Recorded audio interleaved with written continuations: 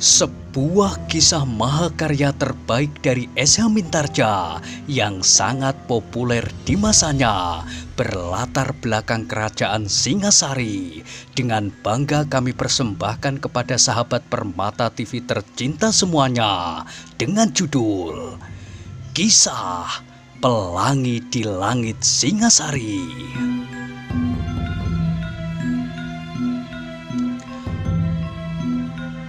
Pada kesempatan yang sangat baik ini, kita masuk pada episode yang ke-168. Selamat menikmati.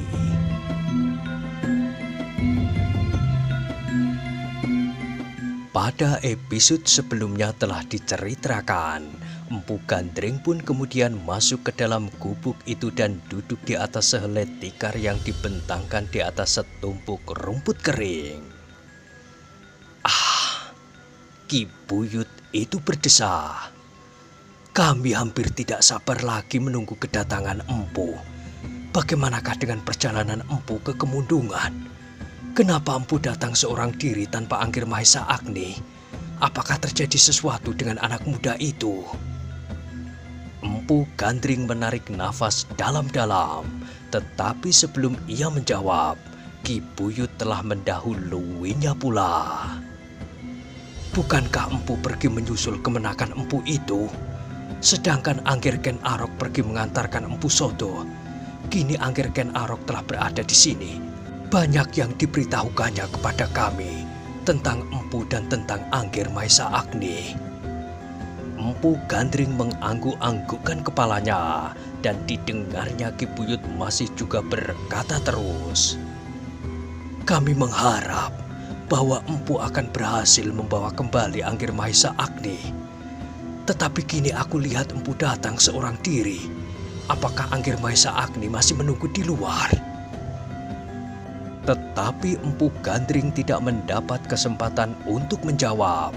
Buyut Panawijen yang tua itu ternyata telah dicekam oleh kegelisahan dan kecemasan yang amat sangat sehingga tanpa sesadarnya telah mempergunakan segala kesempatan untuk berbicara sendiri. Namun akhirnya Ki Buyut itu berhenti juga bertanya ketika ia melihat Ken Arok dengan tergesa-gesa memasuki ruangan itu pula. Sebelum ia duduk, maka ia telah bertanya, bagaimana dengan usaha Empu untuk membebaskan Mahesa Agni? Duduklah, Anggir. Empu Gandring mempersilahkannya. Sambil menarik nafas dalam-dalam maka Ken Arok itu pun kemudian duduk di sampingnya. Dipandanginya wajah Empu Gandring yang tenang, namun mengandung 1000 macam teka-teki yang tidak segera dapat ditebaknya. Apakah usaha Empu berhasil? Bertanya Ken Arok itu kemudian. Kali ini Empu Gandringlah yang menarik nafas dalam-dalam. Jawabnya, sebagian, Ger. Sebagian berhasil, tetapi hasil selengkapnya masih belum dapat kita pastikan. Ken Arok mengerutkan keningnya sedangkan Ki Buyut Panawijen memandangi wajah Empu Gandring dengan gelisahnya. Aku tidak meneruskan usaha itu dengan tenagaku sendiri, berkata Empu Gandring seterusnya. Jadi, bertanya Ken Arok. Empu Gandring menggeser duduknya sejengkal, kemudian diangkatnya wajahnya memandangi pelita yang tersangkut pada tiang bambu gubuk itu. Perlahan-lahan, ia mulai mengisahkan perjalanannya sejak ia berpisah dengan Ken Arok, mengikuti jejak Kepu Sindet, hingga ia memerlukan singgah ke Kemundungan. Akhirnya diceritakannya bahwa ia mempercayakan usaha melepaskan Mahesa Agni kepada orang lain, orang yang mempunyai kewajiban pula seperti dirinya sendiri.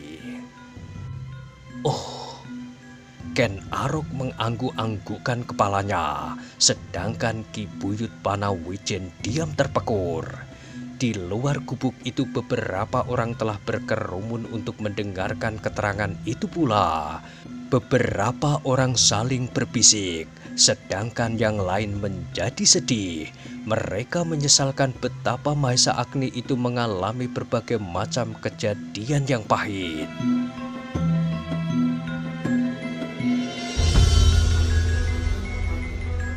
Sedangkan tenaganya sebenarnya sangat diperlukan saat ini oleh orang-orang Panawijen yang sedang membangun bendungan itu. Untunglah bahwa di antara mereka telah hadir seorang yang bernama Ken Arok, menggantikan kedudukan Mahesa Agni yang dapat selalu membakar niat orang-orang Panawijen untuk menyelesaikan bendungannya. Sesaat kemudian, cerita tentang Mahesa Agni itu telah menjalar ke seluruh sudut perkemahan itu. Setiap orang kemudian mendengarnya. Orang-orang Panawijen dan para prajurit Tumapel, beberapa orang menjadi terharu dan iba, sedangkan beberapa orang lain menyimpan dendam di dalam hatinya. Terlalu, kuda Sempana ternyata telah memperalat ayahnya yang tua untuk mencelakai Mahesa Agni. Dosa anak itu ternyata memercik kepada ayahnya pula yang seharusnya berusaha mencegahnya. Tetapi semuanya sudah terlanjur, semuanya sudah terjadi, sehingga mereka hanya dapat berdesah di antara mereka sendiri. Di dalam gubuk Kipuyut, Ken Arok menegurkan kepalanya. Keningnya tampak berkerut-kerut. Wajah anak muda itu benar-benar menjadi tegang. Tiba-tiba ia mengangkat wajahnya sambil menggeram. Aku akan mengambil pasukan ke Tumapel. Prajurit segelar sepapan. Aku kepung daerah Brawarawa itu. Mustahil kalau kita tidak akan dapat menyeberang. Aku mengenal beberapa macam rawa-rawa. Mungkin aku akan dapat mengenal tempat-tempat yang gembur berlumpur dan tempat-tempat yang keras. Hampir sepanjang umurku aku hidup di daerah-daerah yang tidak karuan, hutan, padang karotan ini dan rawa-rawa. Empu Gandring menarik nafas dalam-dalam. Dengan sareh ia berkata, "Terima kasih, Nger. Tetapi sebaiknya maksud itu jangan tergesa-gesa dilakukan. Biarlah usaha membebaskan Mahesa Agni dengan cara yang lain itu dilakukan. Tidak dengan kekerasan. Justru untuk menjaga keselamatan Mahesa Agni itu sendiri. Sebab kini Mahesa Agni telah terlanjur dikuasai oleh Kepu Sindet. Aku sependapat dengan cara ini, Nger."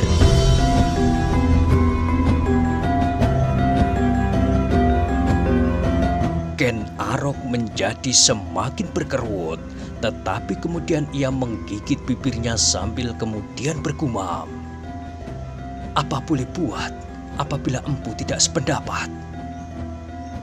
"Aku berterima kasih kepadamu, Nger," sahut Empu Gandring. "Tetapi biarlah cara itu dicobanya dahulu.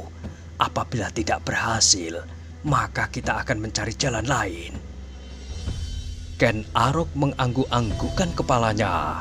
Katanya, "Baiklah empu, tetapi setiap saat apabila empu memerlukan aku akan selalu menyediakan diri. Aku Tumapel pasti tidak akan berkeberatan. Aku membawa pasukan prajurit dan pelayan-pelayan dalam untuk membebaskannya apabila diperlukan. Sebab Mahesa Agni adalah kakak terkasih dari bakal permaisuri." Empu Gandring mengangguk pula. "Terima kasih." Ulangnya, "Aku akan selalu menghubungi Angger dalam setiap keperluan, terutama tentang Mahesa Agni." Ken Arok menarik nafas dalam-dalam. Sebenarnya ia sama sekali tidak bersabar menunggu cara yang dianggapnya terlampau lamban itu. Tetapi Empu Gandring adalah orang yang lebih berhak menentukan apa yang sebaiknya dilakukan atas Mahesa Agni itu. Sejenak kemudian, mereka yang berada di ruang itu saling berdiam diri. Mereka membiarkan angan-angan masing-masing menelusuri sepinya. Ketika di kejauhan terdengar gonggong anjing liar yang lamat-lamat, maka kulit Empu Gandring serasa berkuit. Anjing-anjing itu sedang bertengkar berebut tubuh Mahesa Agni yang telah dilemparkan oleh Kepu Sindet kepada gerombolan anjing-anjing itu. Mudah-mudahan tidak terjadi, desis Empu Gandring. Kepu Sindet masih memerlukannya.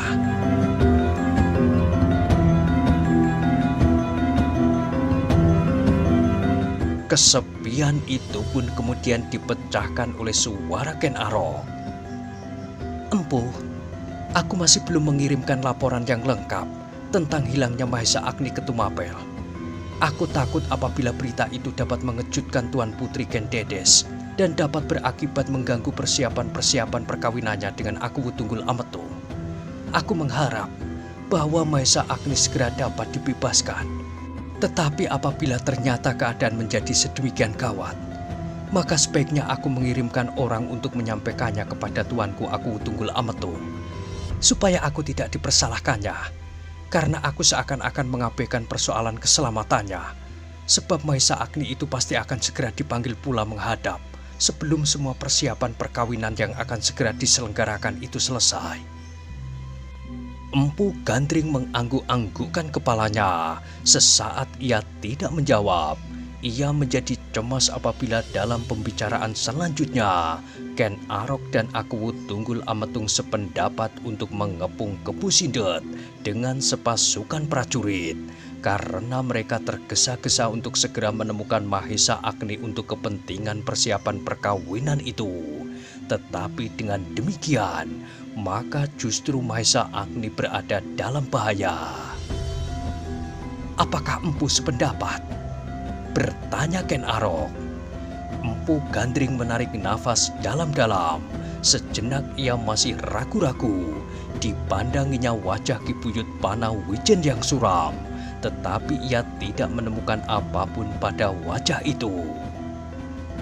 Angger Ken Arok, berkata Empu Gandring kemudian perlahan-lahan. Mungkin kau tidak akan dapat berbuat lain daripada itu. Bagaimanapun juga, maka peristiwa ini seluruhnya pasti akan didengar oleh kalangan istana, juga oleh Tuan Putri Ken Dedes. Tetapi meskipun demikian, aku masih tetap mengharap bahwa baik Angger sendiri maupun tuanku Aku Tunggul Ametung tidak melakukan tindakan yang tergesa-gesa yang akan dapat membahayakan Mahesa Agni sendiri.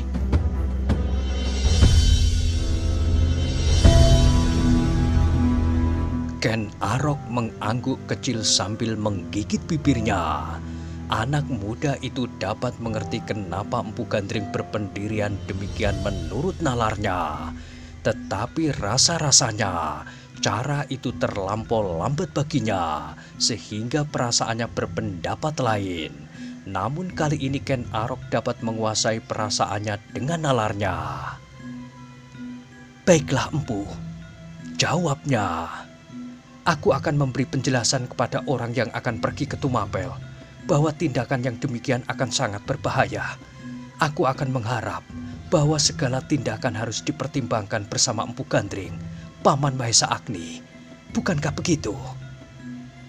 Empu Gandring tidak segera menyahut. Ia menjadi ragu-ragu. Apakah ia harus menunggu persoalan ini sampai selesai di Padang Karotan ini? Lalu bagaimana dengan padepokannya sendiri, Lulumbang? Berapa lama ia harus menunggu? Berbeda halnya apabila ia sendiri yang berusaha membebaskan Mahesa Agni. Maka ia akan disibukkan oleh usahanya itu. Tetapi usaha itu sudah dilakukan oleh orang lain. Ia tidak akan dapat duduk saja bertopang dagu sambil menunggu tanpa bekerja apapun di Padang Karautan. Seandainya ia turut membantu membuat bendungan, maka tenaganya akan tidak seimbang dibandingkan dengan kerjanya sendiri yang memang telah menunggu. Tenaganya seorang itu tidak akan banyak berpengaruh bagi bendungan ini, apalagi setelah Ken Arok dan prajurit-prajurit Tumapel berada di Padang Karautan ini pula. Karena itu, maka yang paling baik baginya adalah menunggu persoalan itu di padepokannya sendiri sambil melakukan pekerjaannya sehari-hari, membuat keris. Angger Ken Arok, jawab Empu Gandring itu kemudian. Baiklah, Aku selalu ikut serta dalam penyelesaian ini, karena itu adalah kewajibanku. Tetapi aku sudah mempercayakannya kepada seseorang, sehingga kerjaku seolah-olah hanya tinggal menunggu hasil dari usaha itu. Untuk itu, aku akan menunggu di padepokanku sendiri, di Lulumbang. Sementara itu aku dapat bekerja seperti biasa sehari-hari. Untuk itu, aku minta tolong kepadamu, Ger. Apabila ada perkembangan baru, sukalah Angger menyuruh 1-2 orang ke Lulumbang. Aku akan berbuat sesuai dengan kemampuanku. Ken Arok mengerutkan keningnya, sedangkan Ki Buyut Panawijen dengan serta-merta bertanya, "Apakah Empu akan meninggalkan kami di sini?"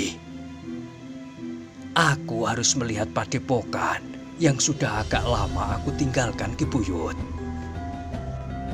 "Lalu, bagaimanakah dengan kami seandainya ada bahaya yang mendatangi?"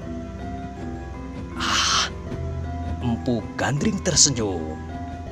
"Bukankah Ki Buyut berada di tengah-tengah pasukan prajurit yang tangguh? Jangankan prajurit yang sekian banyaknya, sedangkan Angger Ken Arok sendiri akan dapat berbuat banyak melindungi Ki Buyut dan orang-orang Panawijen." "Oh," Ki Buyut mengangguk-anggukkan kepalanya, sedang Ken Arok berdesah sambil bergumam. Empu terlalu memuji."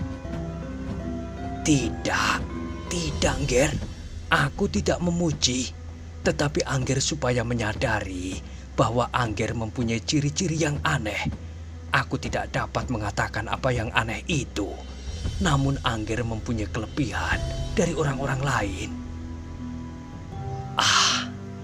Sekali lagi Ken Arok berdesah. "Apakah yang aneh padaku? Aku sama sekali tidak berdaya menghadapi iblis dari kemundungan itu. Tetapi akan datang saatnya Angger dapat mengalahkan Kebu Sindet." "Bagaimana mungkin hal itu terjadi, Empu? Aku tidak pernah berusaha dengan sungguh-sungguh untuk mempelajari ilmu tata bela diri." Empu Gandring mengangguk-anggukkan kepalanya, gumamnya. "Itulah salah satu keanehan Angger. Tanpa mempelajari dengan sungguh-sungguh, Angger telah mampu bertahan tanpa cedera yang berarti atas aji yang gegirisi yang dilepaskan oleh iblis dari kemundungan itu atas Angger." Dadaku serasa remuk, Empu. Tetapi Angger tidak apa-apa sampai sekarang. Aku masih mendapat perlindungan dari Yang Maha Agung, sahut Ken Arok. Empu Gandring mengangguk-anggukkan kepalanya, tetapi keajaiban yang ada dalam diri Ken Arok masih tetap merupakan teka-teki bagi Empu Gandring.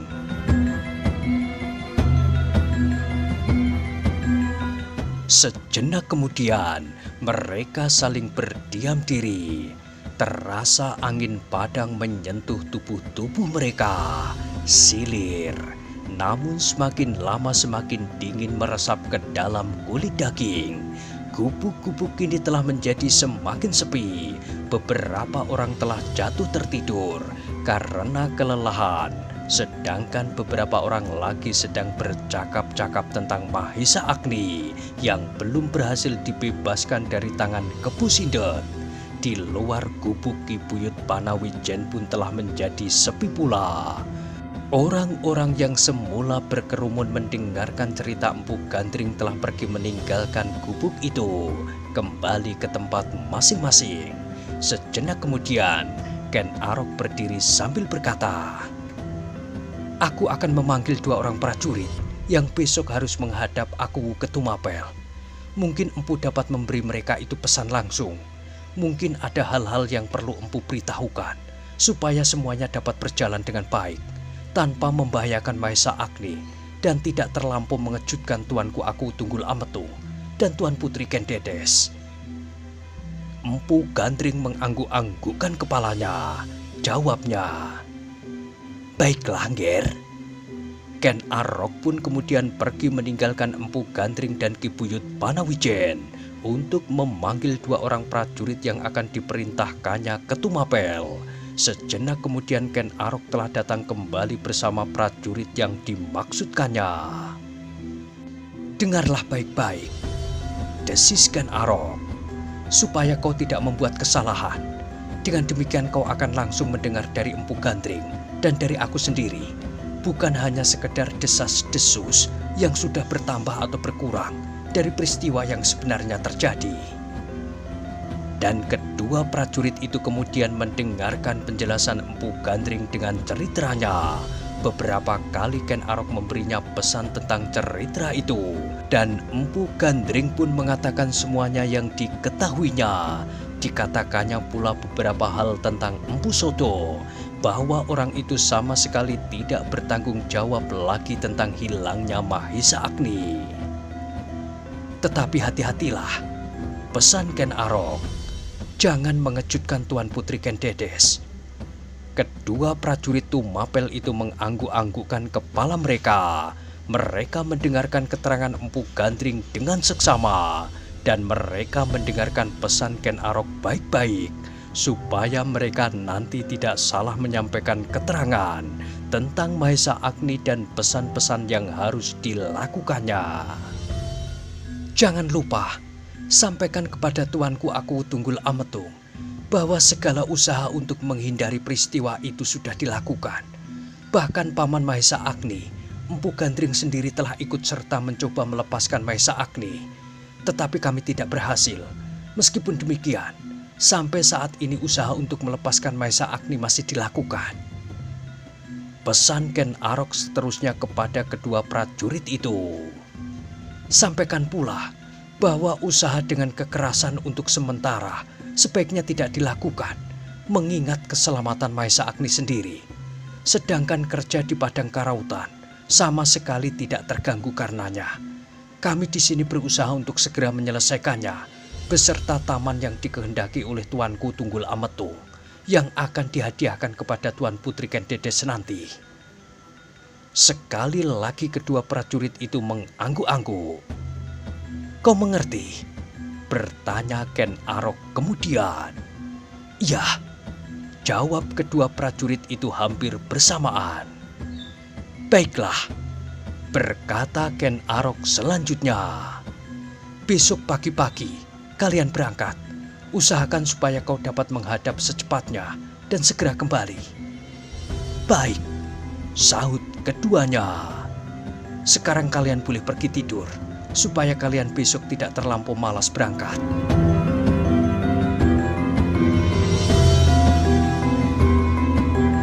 Kedua prajurit itu pun segera meninggalkan ruangan itu.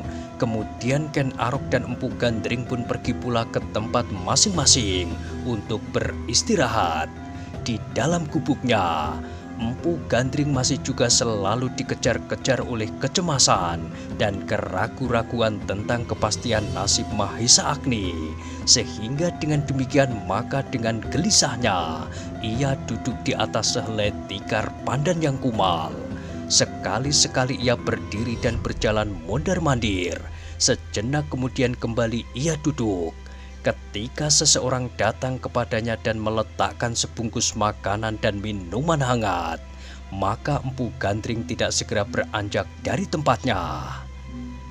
"Letakkanlah di situ," katanya.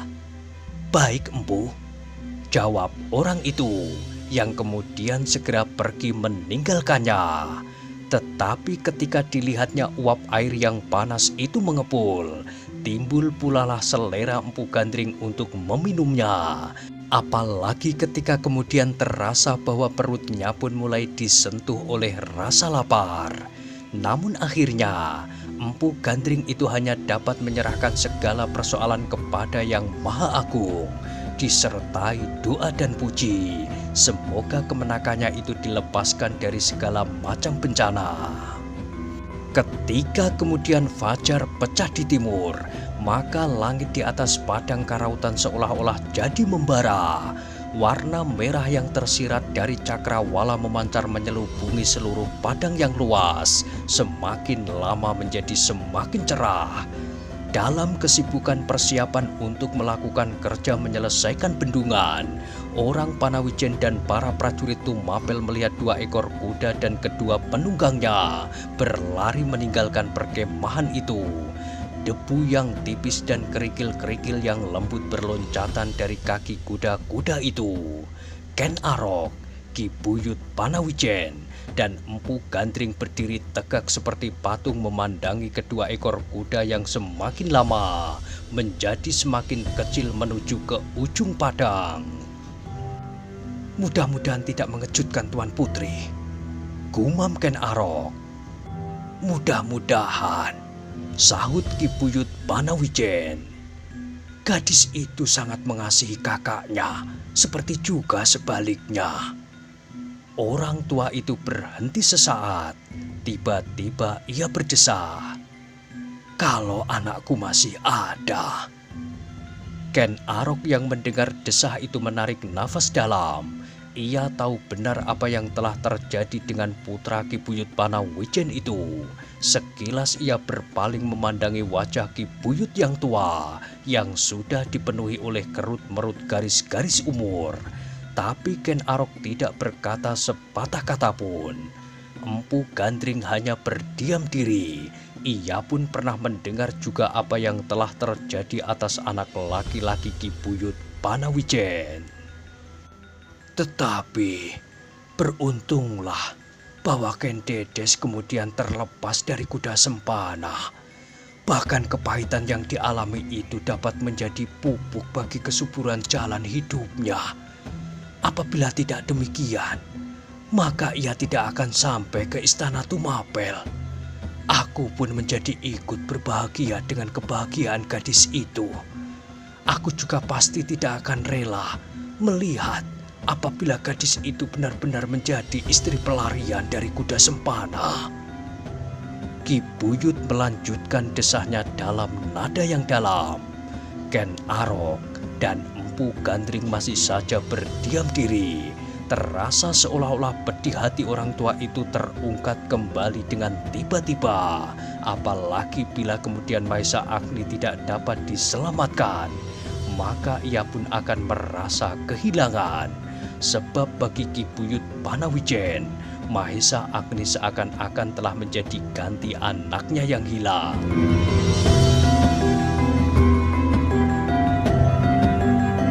Dan dengan tiba-tiba ia bertanya, "Empu, apakah Empu yakin bahwa Mahesa Agni akan selamat?"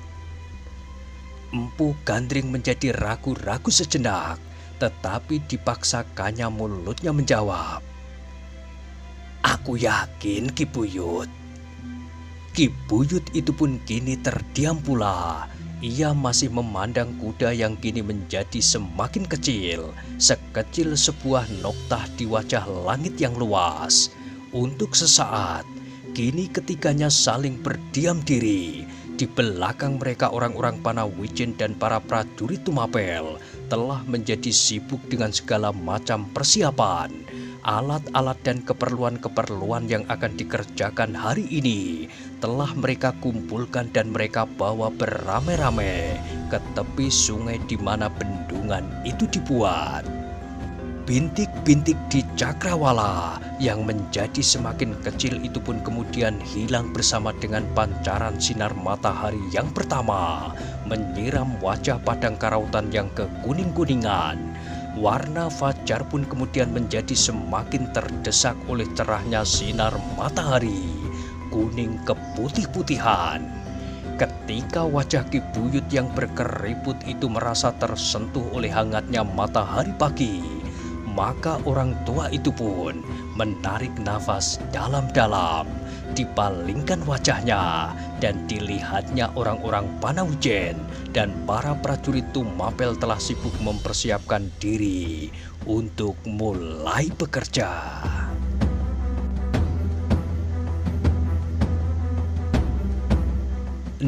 Nah, bagaimanakah kisah selanjutnya? Silahkan ikuti terus kisah Pelangi di Langit Singasari pada episode berikutnya. Sampai jumpa.